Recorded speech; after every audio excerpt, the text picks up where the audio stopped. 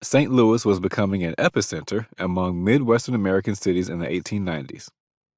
Recent decades of economic growth and a thriving cultural scene had turned the city into a developing gateway metropolitan that attracted an array of permanent and transient residents during the Gilded Age following the Civil War.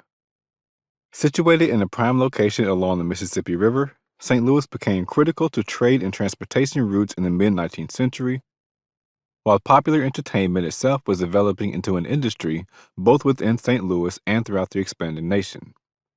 Like other growing urban centers, it contained what were then known as vice districts, areas where urban and political reformers sought to sequester all manner of vice entertainment, e.g., sex work, gambling, and drinking, into one vicinity, usually centrally located in the downtown area of a city.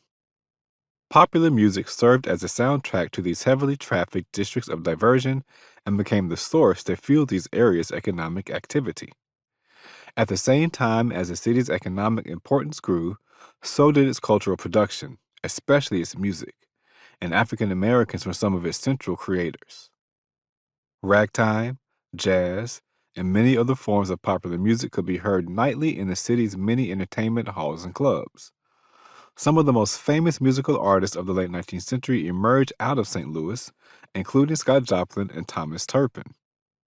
In 1956, the Baltimore Afro-American reran a story about one of St. Louis's famous sporting halls of the late 19th century.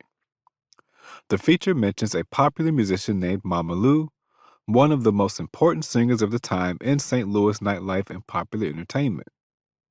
The article notes that the castle was operated by Sarah Byles Connors, known as Babe Connors, who usually dripped with diamonds when she made her grand entrance down the chandelier-lit stairway to welcome her callers. She maintained 8 to 10 beautiful Creole maidens imported from Louisiana for her guest entertainment. While the article is clear that Babe ran the house, it also points out that Mama Lou sang the songs. Between the two of them, they became undisputed tops in After Dark entertainment in 1890 St. Louis.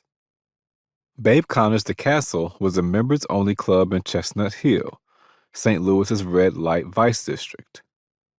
A U.S. Double Eagle Gold $20 piece was required for entry after members paid their club dues.